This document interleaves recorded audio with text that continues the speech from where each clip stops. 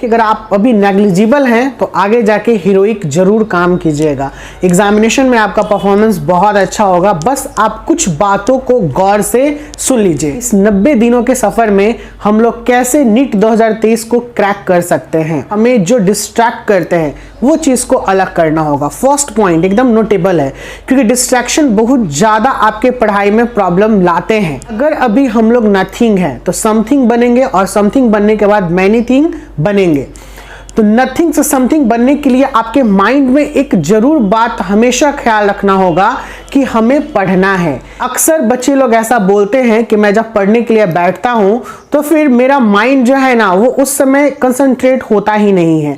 कि gadget, cell phone हम लोग के पास जो है बहुत बड़ा डिस्ट्रैक्शन लेके आता है, तो उसे आप साइलेंट मोड में कर दे और प्लीज अपने माइंड में ये जरूर बात कर दे कि यार मुझे 10 मिनट पढ़ने दो, अभी कोई डिस्टर्ब नहीं करो। जब ये आपका माइंड प्रिपेयर हो जाएगा कि मुझे 10 मिनट 15 मिनट पढ़ना है, 5 ही मिनट मुझे ध्यान से पढ़ने दो, तो वो केवल 5 to 10 मिनट्स नहीं रहेगा।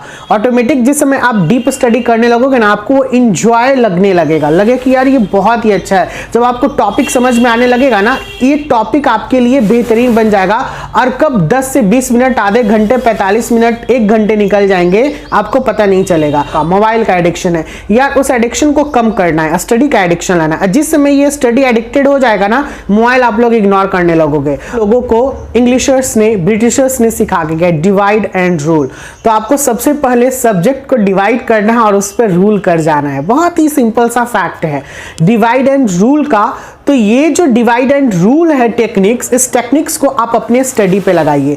आप ये देखिए कि कौन ज्यादा आपके नजदीक है तो उसको डिवाइड कीजिए, कौन दूर है उसको भी डिवाइड कीजिए। आप इसको डिवाइड करो ऐसे चीजों में कि जो सबसे फेवरेट टाइम हो आपका, उसमें फेवरेट सब्जेक्ट पढ़िए। सबसे पहले पढ़ने का आदत लगाना है। बहुत लोग बोलते हैं ना कि फेवरेट सब्जेक्ट आप बाद में पढ़ो क्योंकि उससे बहुत ज्यादा डीप नहीं। अगर आपको हैबिट लगाना है तो आप पहले फेवरेट सब्जेक्ट को पढ़ना स्टार्ट करो। फेवरेट सब्जेक्ट पढ़ोगे वो ऑलरेडी हैबिट हो जाएगा, फिर आपके मन में रहेगा कि नहीं अब मुझे वह सब्जेक्ट पढ़ने जरूरी है जिसमें मैं कमजोर हूं, जिसमें मुझे ज्यादा फोकस करनी है। 3 घंटा आप हैबिट लगाओ पढ़ने का। 1 घंटा फिजिक्स, 1 घंटा बायोलॉजी और 1 घंटा केमिस्ट्री। अगर बायोलॉजी आपका फेवरेट सब्जेक्ट है तो आप 1 घंटा में बहुत अच्छा पढ़ जाओगे। अगर आपका फिजिक्स डल सब्जेक्ट है या केमिस्ट्री डल सब्जेक्ट है, आप 1 घंटा में कुछ तो पढ़ोगे, 5 पेज ही पढ़ोगे, वो आपके लिए बेनिफिशियल होगा। आपको एक मॉक टेस्ट एकदम नेसेसरी आप अपने रूटीन में डाल लीजिए, क्योंकि मॉक टेस्ट देने से यू जज योरसेल्फ कि मेरा एरर कैसा है, मेरा मार्क्स कितना आ रहा है, मेरे किस सब्जेक्ट में कौन सा पोर्शन ज्यादा स्ट्रांग है और किस सब्जेक्ट पे ज्यादा फोकस करना है। तीसरा फेज वो आपको हर एक क्वेश्चंस को जो आपने सेट में दिया, आपने मॉक में दिया, उसको आपको एनालाइज करना है। ये एनालाइज जो होगा ना वो आपके एरर को करेक्ट करेगा।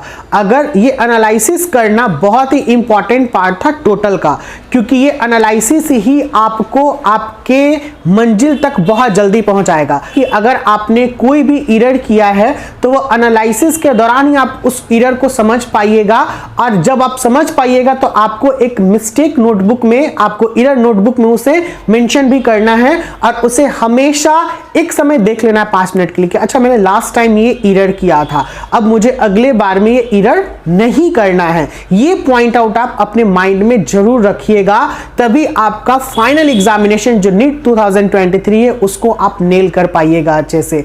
मैंने फर्स्ट आपको बताया कि डिस्ट्रैक्शन से दूर होना है और आपको कंसंट्रेट करके 10 मिनट भी पढ़ने का कोशिश करना है शुरुआत में, और वह हैबिट बनाना है। 3 घंटे का वो आपका कंप्लीट शेड्यूल हो जाएगा। इवन आप मॉर्निंग में ले लीजिए, नून में ले लीजिए, फिर इवनिंग में ले लीजिए, ठीक है। तो आप ये 3 जो टाइम होता है ना वो आप बांट लीजिए। ये 3 टाइम 3-3 घंटे का अगर आप बांट लीजिएगा तो आपका समझिए कि आगे आने वाला लाइफ, जो अभी लाइफ है और आगे आना लाइफ, जमीन आसमान का अंतर हो जाएगा।